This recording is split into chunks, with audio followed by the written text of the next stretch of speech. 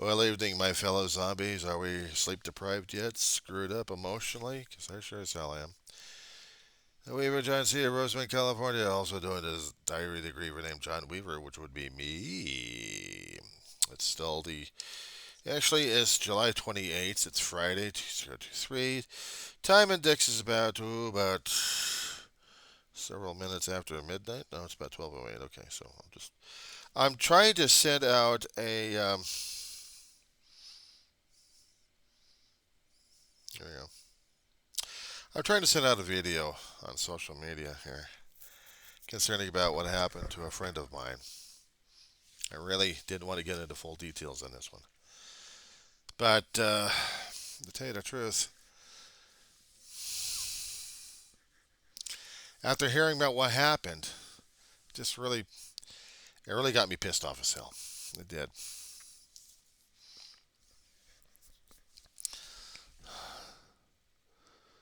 And right now, I'm just trying to get this damn thing to work.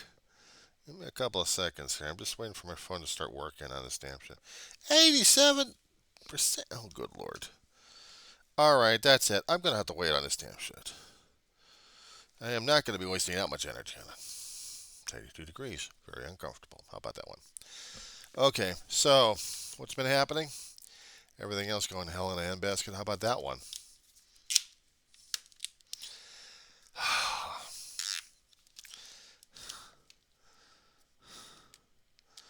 I wanted to talk to my friend about my channel, and maybe I'll send her a clip of the damn thing when I'm actually getting these things ready to go. Because I wanted to tell him what was going on and why I do the things I do in the first place. She was talking to other friends that she had, and grieving is something that we all have to go through. The bitch of it is we have to go through this damn stuff. There's no, there's never been a manual on this one, but a lot of people are trying to do their own manuals, trying to sound like they're an expert. I'm not an expert. Don't get me wrong. I am not an expert. I'm not a guru at anything. I'm not an expert at anything. I'm not even lettered in academia on anything, except I'm trying to get something going through a community college one way or another. Either history, political science, or English. But they don't have anything concerning about human emotions. They don't have anything concerning about it unless you want to talk about Psychology 101. No, I'm not going to be a shrink either because I don't think I could be able to deal with all those damn uh, textbook terminologies and case things concerning about this. I'm dealing with myself. Thank you very much. I don't want to be literally confused as hell because I'm already there already. I'm dealing with the feelings I have about losing people I care about, lost people I already cared about, trying not to worry about losing my own dog because she's getting on with years, and not to mention my own damn house, which is going to be far from the porous. Even though I do realize I'm going to be going too. But if I have a little bit longer lifetime, I'd like to know. But I don't know. I'm still trying to deal with things on its own merit. But how can I tell people left and right what they should or should not expect? I go on these social media posts and sometimes they drive me crazy. I keep saying the zeros and ones, the algorithms that we run into on a lot of our social media platforms out there that they keep locking us into different things that, you know, we showed a little favoritism and then the zeros and ones are going, hey, let's lock them in further. How to frickin' drive me nuts on this one, I swear. Anyway, I wanted to talk to the people out there, just tell my own story. That's why I did the videos in the first place. That's why sometimes I have to keep doing an introduction video every so often because I'm not quite sure if they actually get it or not. We're all going through this damn stuff. We're all losing people we like and we don't like and we love, and they're part of us. Some people actually use the analogy of chopping off a limb and see how you survive without it, or chopping off an appendage somehow and you're supposed to be living without it. You can, but it takes time to adapt to it. But when we're talking about dealing with a loved one here that we've been with for all of our lives, or most of it, and we got a strong attachment. It takes a hell of a lot of effort, a lot of time and patience on that one. Oh, God. I kept trying to tell people, when I was 4 years old, had open heart surgery, died 3 times coming up and back again. And it changes it changes a personality like crazy. Instead of bubbling and looking towards life, sometimes maybe not so much. But I was still trying to be a happy kid during that time. I didn't know any better. Because during that time, I don't think I had the fear building up as much, but it was slowly but surely. The isolation was working on it. I mean, immediately right after the surgery, yeah, I didn't understand what the hell I was thinking or feeling during that time when I was a kid. But I remember the teenage angst years, and then after that, it became worse and worse. I know I was scared about a lot of people. I was scared about myself. I was scared about life itself. But before I even hit that level, I think I was still there trying to be happy and accepting people until I got educated the hard way what it was not like to be, what it was to be liked and to be hated because of, well, do I say the R word? Do I say the P word at this point over here? Do I say the skin color or whatever the hell it was they didn't like? So naturally, dump on the kid. Too easy, too happy, too whatever he is. Yeah, I break a guy's G.I. Joe toy during that time. I tore a kid's face apart on a church. I didn't care. You didn't screwing around with my damn toys. I mean, nice, charming kid, and then afterwards, I was your worst nightmare. Somebody kept pushing my buttons left and right at an elementary school, and yeah, I pushed back hard. Of course, the teachers didn't like me after that, but I wasn't called to the principal's office either. That day, I had people I didn't like. So yeah, those little things also stuck with me sometimes. Not to trust, not to feel anything, but then when I started losing family members, it's like this moleskin on my emotions, and I couldn't feel it lost. I couldn't acknowledge it. I knew it was there. It still drove me crazy a little bit because I really felt like I needed to cry, but I didn't cry as much. I didn't get depressed as much because things happened around me, and you had to go with the flow.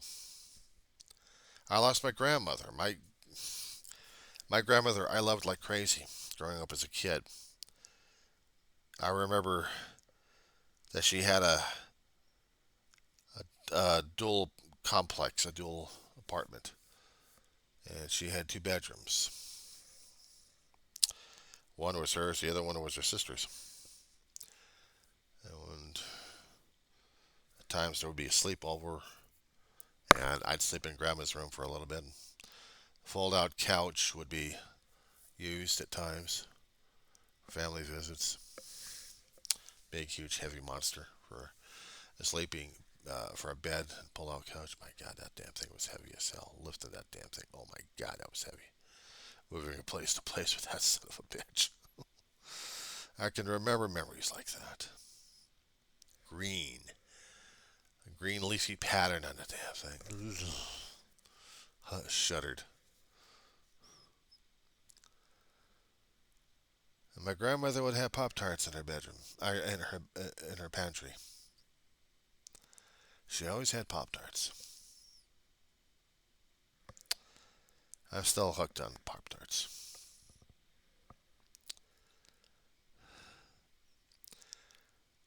We moved to a house. Long stories on these things, but there was a house out in Arleta that I really started to go through the changes at that time. I talked about this one a lot, I think, and the wind files and those things. Just not sure which one. I took care of a grandmother and aunt. My big brother was there. My mother with a bad back, trying to take care of grandma, and then me. Going through elementary school and getting beat up and also trying to beat them up. Had a fight when you're a young kid in that neighborhood. And then you go to a junior high, you don't even know what the hell you're supposed to do. You're told you had to follow the rules or else you're going to get evicted. No, no, I'm sorry, expelled. Thrown out of the district or just a school, one of those two. So you had to keep telling teachers that you had these people picking on you, or you had to learn how to deal with it. Hiding books doesn't help much. Still, growing up high school and you hang out with a bunch of guys as weird as you are, and you still feel like you're isolated left and right. I mean, there's a lot of things going on, a lot of things going on in the head during those days.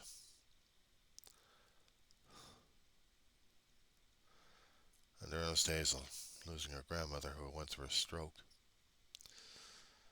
3 or 4 years, having her in a hospital bed, taking her to the hospital every so often, having nurses come by, having sisters from a nearby um, parish coming, take a look at my grandmother.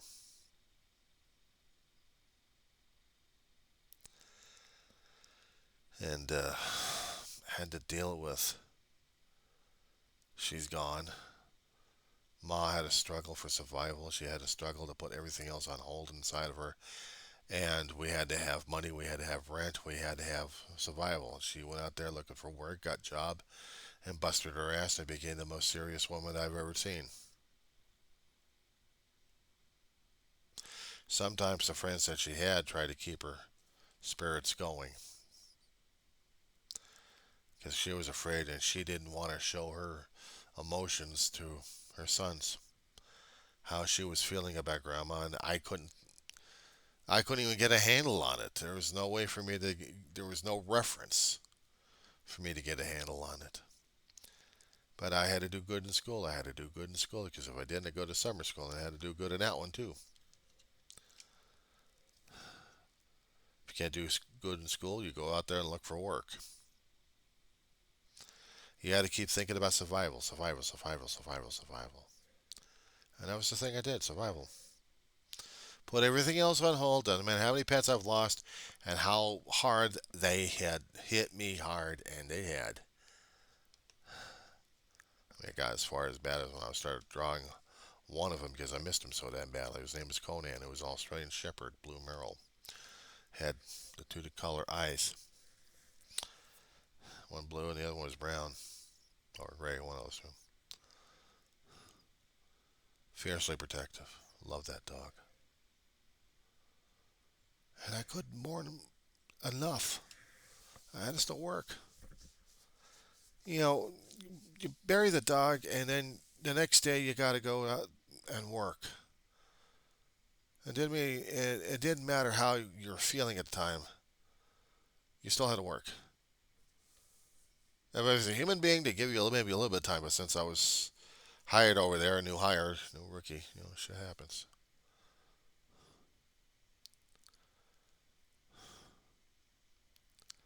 You lose adults, you lose friends and family. But it didn't break me. Not yet, anyway. Bending me like crazy, putting me into a pretzel, but it was not until decades later. Ma goes, um, another best friend, surrogate mother, she goes. Another favorite, another favorite dog of mine goes, and then Big Brother. Lastly, everything broke, and I still had to struggle. There's no courage in this damn thing. It's just working on day by day by day struggle on this damn thing. Some days I get triggered, and other days I don't get triggered. And it's not the easiest damn thing in the world to get through. It isn't. Because if it was, everyone would be going through the damn thing. But, everyone does. They grieve differently. They'll laugh. They'll force themselves to smile like crazy, smile past the pain because that's all they can do. They need to survive. And that's all it is survival. They put on the facade, the veneer.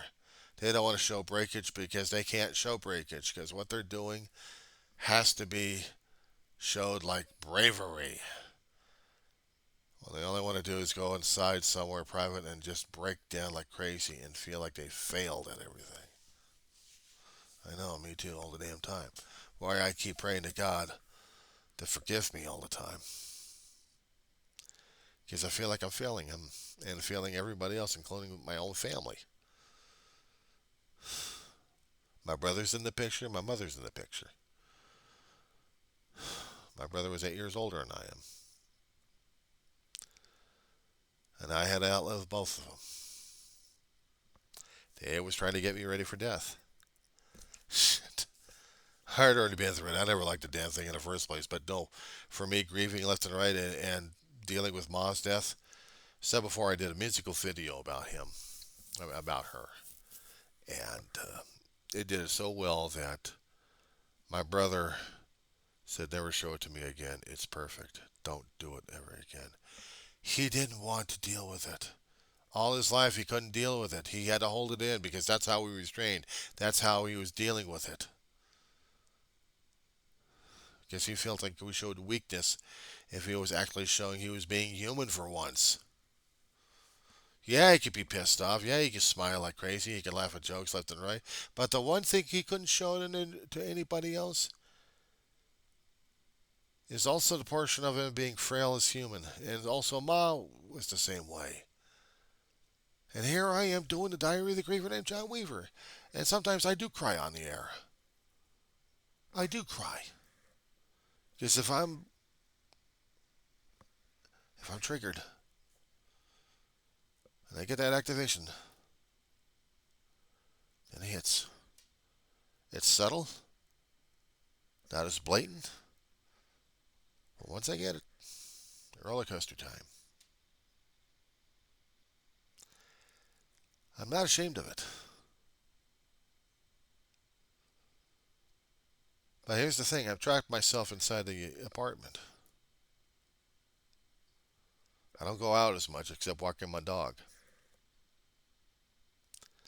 I hardly see anybody else that I talk to, and if I do, I'm usually deflecting, because dealing with deep down inside is the hardest damn thing to deal with. We always want to show the best face. We don't want to show them the worst face because, my God, if we actually show them the worst face, what the hell does that make us? Human. It makes me human. And sometimes I don't think I am human. I think I'm something else. My mother kept calling me, and so did my brother. They always joked with me for a hell of a long while. They kept calling me a changeling. You're an alien, John. You got switched at birth. At the time, I thought they were right. No, I was emotionally suppressed and depressed. I guess a lot of people these days don't even want to deal with me that way because I'm still in those modes. So, but I just wanted to let myself. I wanted to let them know the future. People watching. It's okay to be human. It's okay to emote. The others don't understand unless they already had their hearts ripped out already. And they've already walked through it already. Some people will show like they know what the hell they're doing, and other people will know what they're doing but don't want to show it either. They're the ones I'll listen to. But for the ones who are trying to be blustery and trying to, well, I know about this one. I wrote a book about this one. I like, yeah, screw it. They don't know about it. Trying to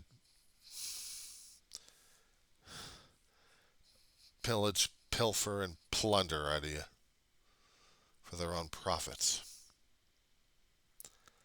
I'm not doing a damn cent on this thing. I'm spending my own money on drives to store the stuff. But also I have to keep telling my story, and I'm not making a damn dime, and I don't want to. I'm just saying what it is. They don't like it. I don't give a shit. With that one, I'm in the sack. See if I get us a little sleep tonight anyway.